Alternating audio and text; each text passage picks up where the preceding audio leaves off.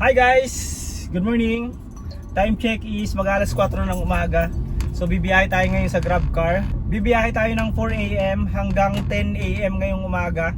So bali 6 hours siya. Tingnan natin kung makaka 2,500 pesos tayo or 3,000 pesos.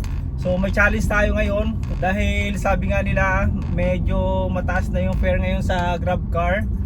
So wala na yung below 100, nasa 110 na yung pinakamababa. So tingnan natin sa loob ng 6 hours kung kaya natin kumita ng 2,500 pesos pataas. So tara, let's go! Hi guys, may pumasok na booking. Dito ang pick up sa Poblacion 7-Eleven, Kalayaan. So medyo malayo sa akin yung pick up, nasa 3 kilometers. Tapos ang fare nito is 315 pesos. Papunta to ng Faura dito sa Manila. So medyo malaki-laki yung fare and maaga pa ngayon. So sana tuloy-tuloy yung booking natin na ganito para maabot natin yung target natin na income na 3,000 or 2,500 sa loob ng 6 hours. So let's go, pick upin ko lang yung passenger natin. Hi guys, kakababa lang ng passenger natin dito sa may Faura. Actually dito lang sa katabi ng Robinsons Ermita. Tapos medyo maganda yung booking na yon, medyo panalo yon kasi 20 minutes for 300 pesos. And then ngayon nga pinasukan tayo ng booking naman. Ang fare nito is 452 pesos, papunta naman ng Alabang. So dito from malapit sa Robinsons papuntang Alabang, 450 pesos lang. So medyo maliit yung fare nito dahil nga saver itong booking natin.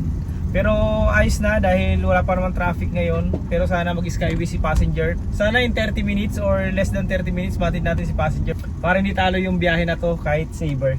So pick upin ko lang si passenger and then update ako mamaya pagkababa niya doon sa may Alabang. Sana tuloy-tuloy yung booking. Maganda yung booking ngayon. Sunod-sunod yung pasok sa atin. So baka kaya sa loob ng 6 hours maka 3,000 pesos tayo. So let's go. Hi guys, may pangatlong booking na tayo. Pick up dito Muntinlupa, papunta ito ng Bacoor. Ang fare is 375 pesos. Saver pa rin. So nakadalawang saver na tayo. Yung kanina na hinatid ko ngayon at saka ito. So yung unang booking natin standard.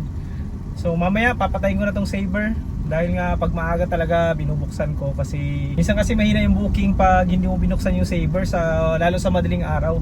Kaya napibilian tayo buksan yung saver. Okay lang naman kasi mabilis natin nahatid yung mga passenger natin. Pero maya maya sasarado na natin to. So let's go, pick upin ko lang yung passenger natin. Next booking natin guys, saver pa rin. Pick up dito Alabang sa Puti Road. Bali 2.5 kilometers yung pick up mula dun sa pinanggalingan ko.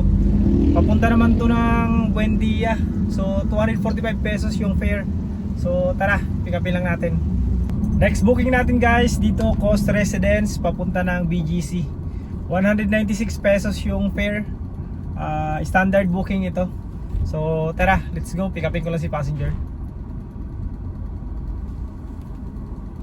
Next booking natin guys, JP Morgan papunta ng Poblacion, Makati.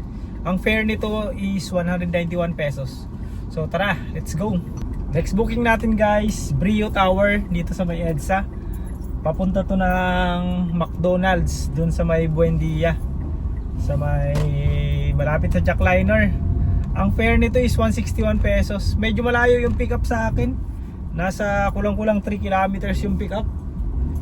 Although 9 minutes lang naman, pero malayo pa rin.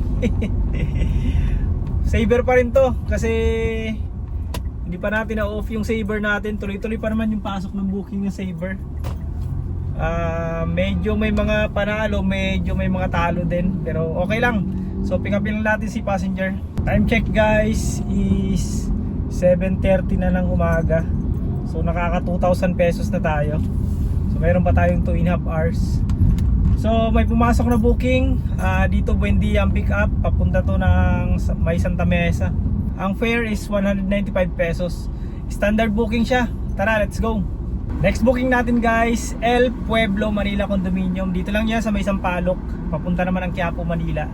Ang fare is 220 pesos. Nga pala guys, meron tayong 50 pesos na tip na natanggap kanina. So let's go. Pick upin lang natin yung susunod natin passenger. Next booking natin guys, dito Sampaloc ang pick up. So 1.5 kilometers yung layo sa akin. papunta to ng Taguig. So ang fare nito is 561 pesos. Medyo malaki-laki pero saver to eh. Medyo bandang ano to ng Taguig, medyo malayo eh. Everlasting Signal Village. So tara, pick upin na natin si passenger. Siguro after nito mag-set na akong destination pauwi ng bahay. So sakto siguro makaka 3,000 na tayo nun. So let's go. Hi guys, time check is 9:44 na ng umaga.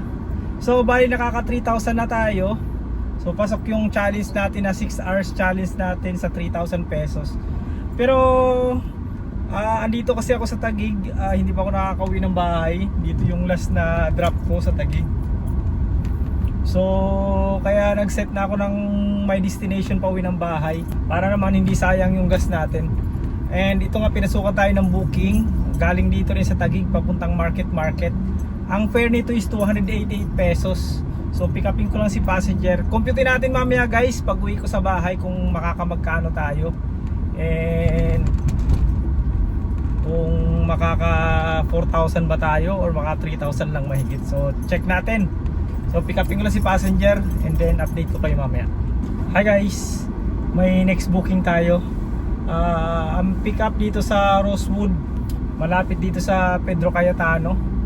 Ang layo ng pick up ko kasi umabot ng 4 kilometers. Nasa BGC ako, ang pick up ko sa may Pedro Cayetano. Pero okay lang dahil nga pauwi naman ako, naka-set destination ako. Kukunin ko na kasi wala naman traffic. 4 kilometers pick up pero 10 minutes lang ang biyahe. So tara, kunin ko muna. Papunta to ng Shangri-La Makati. Ang fare nito is 247 pesos. So let's go. Time check guys is 11:10 na ng umaga. So ang huling hatid natin mga 11 o'clock. Ang passenger natin dito sa may Shangri-La Makati. So overall maganda yung biyahe natin ngayon. Naka 12 jobs tayo. Nag-start tayo ng 3:39. Yun yung unang booking natin. And then ngayon nga is 11 o'clock na. So maganda-ganda dahil ang binigay sa ating booking is 100 plus pataas yung fare. So ang pinakamababa ko nga is 161 pesos. And then 200 plus, mayroon pa akong 500 na booking na nakuha. So maganda yung bigay sa atin ngayon. So bali ang kinita natin sa araw na to ay umabot ng 3,634 pesos. Syempre hindi lang yan, may mga tip pa yan. So more or less nasa 3,700 pesos yung kinita natin. And yung gas natin, ang consume natin nasa 1,200 pesos. So may malinis tayong 2,500 pesos. Nga pala guys, maganda yung bigay sa ating booking ngayon. Dahil parang nag-average tayo ng 500 pesos mahigit per hour. So hindi naman lagi ganun yan.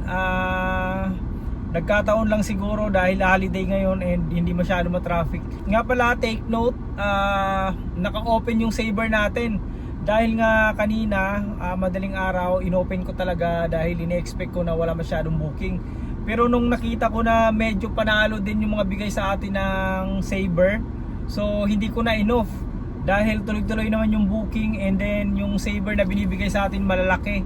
And nahatid natin na mas mabilis dahil nga walang traffic ngayon. Kaya hindi natin in-off yung saver. Pero pag regular days, in-off ko talaga yan dahil talo sa booking dahil nga sa sobrang traffic. Pero ngayon dahil holiday ngayon, araw ng Friday, wala masyadong traffic. Kaya hindi ko in-off.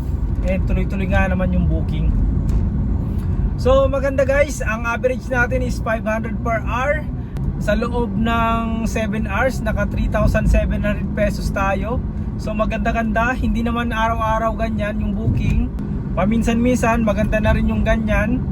Dahil nga pag regular days, ang binibigay sa atin sa loob ng 3 oras, mabuti nang maka 1,000 pesos ka. Or minsan yung 1,000 pesos mo, umaabot pa ng 4 na oras.